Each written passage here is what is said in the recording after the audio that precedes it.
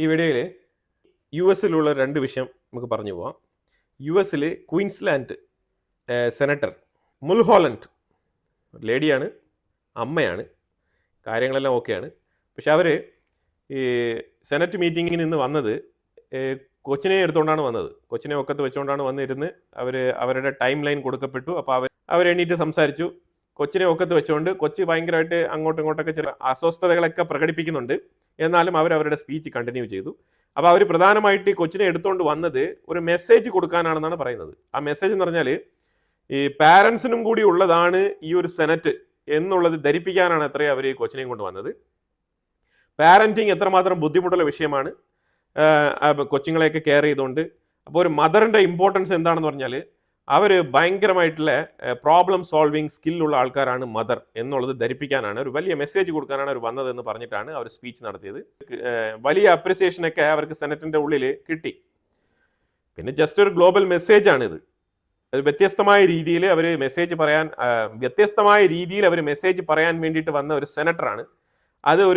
അതൊരു തലക്കെട്ട് വാർത്തയായിട്ട് തന്നെ യു എസിന്റെ ഉള്ളിൽ പബ്ലിഷ് ആവുന്നുണ്ട്. And ask senators that the usual courtesy be extended to her. I call Senator Mulholland. Thank you, President, and congratulations on your election. I begin by acknowledging the traditional custodians of the land on which we meet, the Ngunnawal and the Ngambri people. I also acknowledge the Gubbi Gubbi people back home in my local community of Queensland. I rise tonight incredibly humbled to be a senator for the great state of Queensland. I am a proud fourth-generation Queenslander. We are battlers, people who work hard, speak straight, and don't ask for more than a fair go. I stand here tonight holding my young son, as you can see, with his bedtime fast approaching. I am praying that Augie and I make it through this speech unscathed, so Godspeed. Augie is here not as a symbol, but as a powerful reminder of why I am here. I am a wife and a mum from the outer suburbs of Queensland. I come to this place to fight for other Queensland families. Mums and dads fundamentally belong in this chamber, not in theory, but in the full lived reality of working parents. The mess, the chaos, the juggle and the struggle, and of course, the magic and the mayhem that comes with raising children. അതായത് ഒരു motherhood, parenting hood ചെയ്തുകൊണ്ടിരിക്കുന്ന സമയത്തും അവർക്ക് work ചെയ്യാൻ സാധിക്കും. അപ്പോൾ അതായത് നമ്മൾ കുഞ്ഞിനെ പ്രസവിച്ചു, അപ്പോൾ അത് കഴിഞ്ഞിട്ട് നമുക്കൊരു 1 വർഷം 2 വർഷം റെസ്റ്റ് വേണം എന്നൊക്കെ വിചാരിക്കാണ്ട് കൃത്യമായിട്ട് കാര്യങ്ങൾ ഈ പാരന്റിംഗ് ടൈമിൽ തന്നെ ചെയ്യാൻ പറ്റും എന്നുള്ളത് സ്ഥാപിക്കുക എന്നുള്ളത്, അതാണ് അവരുടെ ഉദ്ദേശ ലക്ഷ്യം. ഇനി അമേരിക്കയുടെ ഉള്ളിൽ വയലേഷൻ നടത്തിയിരിക്കുന്ന ആൾക്കാർ, ഇല്ലീഗൽ എമിഗ്രൻറ്റിനെയൊക്കെ പിടിച്ച് ജയിലിൽ അടയ്ക്കാൻ വേണ്ടിയിട്ടുള്ള പെർമിഷനൊക്കെ ഡൊണാൾഡ് ട്രംപ് നേടിയിട്ടുണ്ടായിരുന്നു. കോടതി വിധിയൊക്കെ ഡൊണാൾഡ് ട്രംപിൻ്റെ ആ നിയമത്തിന് അനുകൂലമാണ്. ആ സാഹചര്യത്തിൽ ഇല്ലീഗൽ എമിഗ്രൻറ്റിനെയും അവരുടെ സ്വത്തുക്കൾ എന്ന് പറഞ്ഞാൽ മൂവബിൾ, ഇമൂവബിൾ എന്ന് പറഞ്ഞു കഴിഞ്ഞാൽ ഇമ്മൂവബിളൊക്കെ പിന്നീട് ഈ മൂവബിൾ ആയിട്ടുള്ള ഈ കാറ്, ഇതേപോലത്തെ അസറ്റൊക്കെ ഉണ്ടല്ലോ, വെഹിക്കിൾ, ഇതെല്ലാം തന്നെ സീസ് ചെയ്യാണ്. അപ്പോൾ ഈ പിടിക്കാൻ വരുന്ന ആൾക്കാർ ഈ മുഖമുടി ധരിച്ചുകൊണ്ടാണ് വരുന്നത്. കാരണം പിന്നീട് മറ്റുള്ള ഇല്ലീഗൽ എമിഗ്രൻറ്റിൻ്റെ ഭാഗത്ത് നിന്ന് ആക്രമണം നേരിടാതിരിക്കാനും അത് തടയാനും ഒരു പ്രിവെന്റ് ചെയ്യാൻ വേണ്ടിയിട്ടാണ് ഈ പോലീസുകാർ, ഈ ഇല്ലീഗൽ എമിഗ്രൻറ്റിനെ അറസ്റ്റ് ചെയ്യാൻ വരുന്ന പോലീസുകാർ മുഖംമൂടി ധരിച്ചുകൊണ്ട് വരുന്നത്.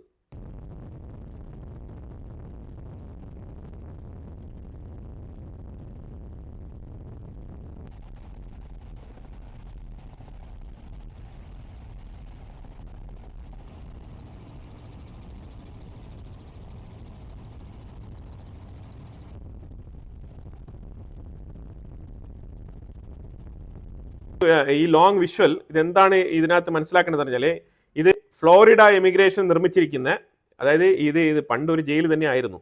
ഇത് ബൈഡൻ അഡ്മിനിസ്ട്രേഷൻ്റെ ടൈമിലും ഇത് ജയിലായിട്ട് തന്നെയാണ് ഉപയോഗിച്ചുകൊണ്ടിരുന്ന ഈ സ്ഥലം.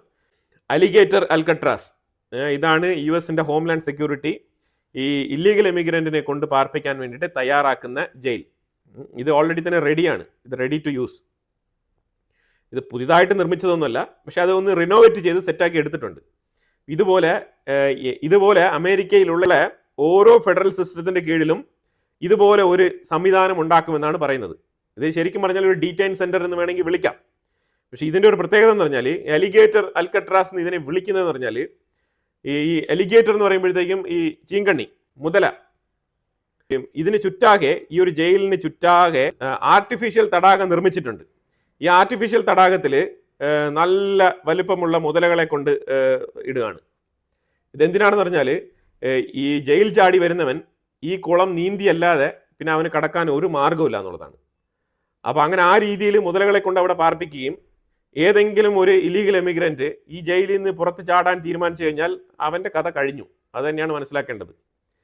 അപ്പോൾ ആ രീതിയിലുള്ള അലിഗേറ്റർ അൽക്കട്രാസുകൾ US ഉടനീളം നിർമ്മിക്കാൻ പോവുകയാണെന്നുള്ളതാണ് ഹോംലാൻഡ് സെക്യൂരിറ്റിയുടെ അറിയിപ്പ്. ഇത് അതിൻ്റെ ഒരു സാമ്പിളാണ് ഞാനിവിടെ കാണിച്ചത്. അപ്പോൾ ഇല്ലീഗൽ എമിഗ്രൻറ്റ് ഒന്നെങ്കിൽ നാട്ടിലേക്ക് തിരികെ വരിക, US ഒരു ആപ്പ് ഉണ്ട്, അതിൽ രജിസ്റ്റർ ചെയ്തിട്ട് കാര്യങ്ങളൊക്കെ ക്ലിയർ ആയിട്ട് എല്ലാം പൂർത്തിയാക്കി പ്രൊസീജിയറൊക്കെ കംപ്ലീറ്റ് ചെയ്ത് നാട്ടിലേക്ക് മടങ്ങുക, അല്ലെങ്കിൽ വല്ലാത്ത രീതിയിലുള്ള പീഡനങ്ങൾക്ക് വിധേയമാകേണ്ടി വരും എന്നുള്ളതാണ് മുന്നറിയിപ്പ്. ഇനി നമ്മൾ നേരെ ഏഷ്യൻ സൈഡിൽ തായ്ലാൻഡിൻ്റെ ആ ഒരു വിഷയവുമായിട്ട് വന്ന് തായ്ലാൻഡ് കംബോഡിയ വിഷയത്തിൽ അവിടെ തകൃതിയായിട്ടുള്ള ആക്രമണങ്ങൾ തന്നെയാണ് നടന്നുകൊണ്ടിരിക്കുന്നത്. തായ്ലാൻഡിൻ്റെ ഉള്ളിലെ പെട്രോൾ സ്റ്റേഷൻ്റെ മേലിലൊരു ആക്രമണം നടന്നതിൽ ഒരു കുടുംബത്തിലെ അതായത് കുടുംബനാഥൻ മാത്രം രക്ഷപ്പെട്ടിട്ടുണ്ട്, ബാക്കി എൻറ്റയർ ഫാമിലി കൊല്ലപ്പെട്ടിട്ടുണ്ട്. അതായത് വണ്ടി പാർക്ക് ചെയ്ത് ഇയാൾ വണ്ടിയുടെ സൈഡിൽ നിന്ന് ജസ്റ്റ് മാറി വരുന്നു, അതേസമയം അവരുടെ ഫാമിലി വൈഫ് കുട്ടികളെല്ലാം കൂടെ ഈ ഡോർ തുറന്ന് വെളിയിൽ ഇറങ്ങാൻ വേണ്ടി ഇങ്ങനെ ഇരിക്കുന്ന സമയത്താണ് ഈ കംബോഡിയൻ സൈഡിലുള്ള ആക്രമണം ഈ പെട്രോൾ സ്റ്റേഷൻ്റെ മേളിൽ വരുന്നത്. അപ്പോൾ അത് സംഭവിച്ചതോടുകൂടി പിന്നെ ഒന്നും തന്നെ അവിടെ കാണാൻ കഴിഞ്ഞില്ല എന്നുള്ളതാണ് ഈ വ്യക്തിയുടെ സ്റ്റേറ്റ്മെൻറ്റ്. അയാളാണ് ഇരുന്ന് ഇവിടെ സംസാരിക്കുന്നത്. അയാൾ മൊബൈലിൽ വൈഫിൻ്റെയും കുട്ടികളുടെയും റിലേറ്റീവ്സിൻ്റെയൊക്കെ ഫോട്ടോ ഒക്കെ എടുത്ത് കാണിക്കുന്നുണ്ട്. അപ്പോൾ ഇതാണ് നിലവിലെ തായ്ലാൻഡ് കംബോഡിയ വിഷയം. കംബോഡിയയും അവരുടെ മരണനിരക്കും കാര്യങ്ങളൊക്കെ പുറത്ത് പറഞ്ഞ് തുടങ്ങിയിട്ടുണ്ട് ഇപ്പം സ്ലോലി. ഇത് പതിയെ ഇങ്ങനെ ഈ പതിയെ ക്ലച്ച് പിടിച്ച് ഈ യുദ്ധം നല്ല രീതിയിൽ കടുത്ത യുദ്ധമായിട്ട് മാറുന്ന ഒരു സാഹചര്യമാണ് മുന്നോട്ട് പോകുന്നത്. ไปเติมน้ำมันไว้ก่อนก็เลยมาเข้าปั๊มเติมน้ำมัน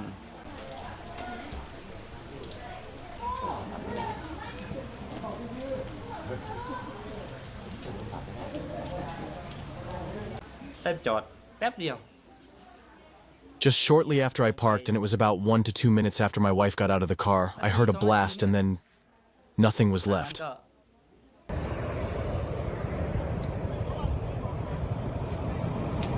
അതുപോലെ നൈജീരിയയിലെ തീവ്രവാദികൾ ഒരു 15ഓളം ക്രിസ്ത്യൻ കുടുംബങ്ങളെ വധിച്ചിട്ടുണ്ട്. അപ്പോൾ അതിൻ്റെ വാർത്തയും കൂടി വരുന്നുണ്ട്. അത് നൈജീരിയ വിഷയം കൂടുതലായിട്ട് ഫോക്കസ് ചെയ്യപ്പെടുന്നില്ല, കാരണം അവിടെ ഈ സാഹിൽ റീജിയൻ തൊട്ട് ആഫ്രിക്കൻ മേഖലയിൽ തീവ്രവാദത്തിൻ്റെ വിളയാട്ടമാണ്. കാരണം കംപ്ലീറ്റ് തീവ്രവാദികൾ ഇപ്പോൾ പോയി കിടക്കുന്നത് ഈ ഒരു ആഫ്രിക്കൻ മേഖലയിലെ തീവ്രവാദത്തിനെ കുറിച്ച് മനസ്സിലാക്കണം എന്നുണ്ടെങ്കിൽ ലിബിയയിലെ ഗദ്ദാഫിയെ കുറിച്ച് പഠിക്കേണ്ടി വരും. അപ്പോൾ ആ രീതിയിൽ ആഫ്രിക്കൻ മേഖലയിൽ ഏറ്റവും കൂടുതൽ ഡോമിനേറ്റ് ചെയ്തിരുന്നതും വളരെ നിർണായകമായിട്ടുള്ള റോൾ വഹിച്ചിരുന്നതും ഗദ്ദാഫിയാണ്. ഗദ്ദാഫിയുടെ മരണത്തിന് ശേഷം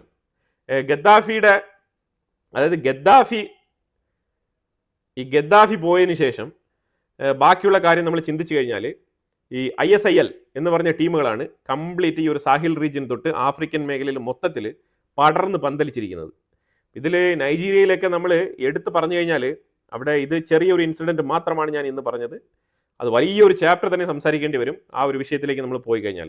ആ രീതിയിലുള്ള മൈനോറിറ്റികളല്ല, ഇതര മതസ്ഥരെ അവിടെ നിരുപാധികം ഇല്ലാതാക്കുന്ന ഒരു അവസ്ഥയാണ് അവിടെ സംഭവിച്ചുകൊണ്ടിരിക്കുന്നത്.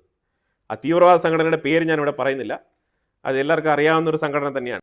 ഈ ബോക്കോ എന്ന് വിളിക്കപ്പെടുന്ന സംഘടനയാണത്. അതുപോലെ ട്രംപ് ഒരു അറിയിപ്പ് കൊടുത്തിട്ടുണ്ട് IT കമ്പനികൾക്ക്. അവർ പറഞ്ഞത്, നിങ്ങളിനി പുതിയതായിട്ട് ഇവിടെ കമ്പനികളൊന്നും നിർമ്മിക്കേണ്ട, അതുപോലെ തന്നെ ഇന്ത്യൻസിനെയും ചൈനീസിനെയും പുറം രാജ്യങ്ങളിലുള്ള മറ്റുള്ള ടെക്നീഷ്യൻസിനെ ഒന്നും ഇപ്പോൾ ഇവിടെ ഹയർ ചെയ്ത് കൊണ്ടുവരേണ്ട എന്നാണ് ട്രംപ് നിലപാടെടുത്തിരിക്കുന്നത്. അപ്പോൾ ഇത് അതിതീവ്രമായ ഒരു നിലപാടാണ്. ഇത് ശരിക്കും പറഞ്ഞാൽ H1B വിസ എന്നുള്ളൊരു കാറ്റഗറിയെ തന്നെ ഈ H1B വിസയൊക്കെ വളരെ ലിമിറ്റഡ് ക്വാണ്ടിറ്റിയിലാണ് കൊടുക്കുന്നത്. ഏതാണ്ട് 80,000 വിസയും കണ്ടാണ് ഇഷ്യൂ ചെയ്യുന്നത്. അതിൽ തന്നെ ഏറ്റവും കൂടുതൽ 70% ഇന്ത്യൻസ് ആണ് ഈ ഒരു H1B വിസ യൂട്ടിലൈസ് ചെയ്യുന്നത്.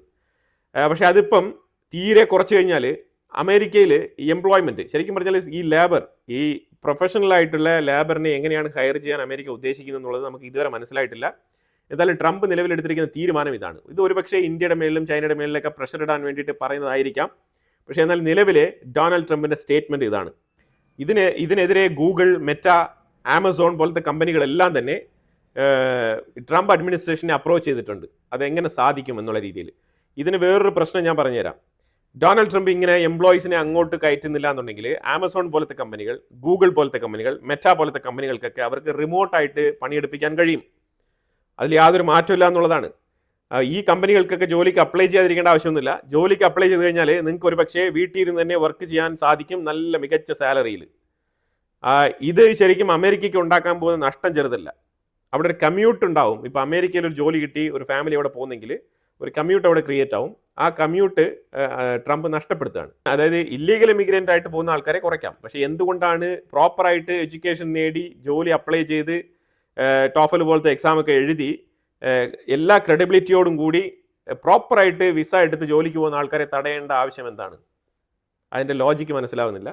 Anyway let us see. എന്തായാലും ഇതിനെക്കുറിച്ചുള്ള അഭിപ്രായങ്ങൾ കമൻറ്റ് ബോക്സിൽ രേഖപ്പെടുത്തുക. കൂടുതൽ വാർത്തകളുമായിട്ട് അടുത്ത വീഡിയോയിൽ വരാം. Thank you so much.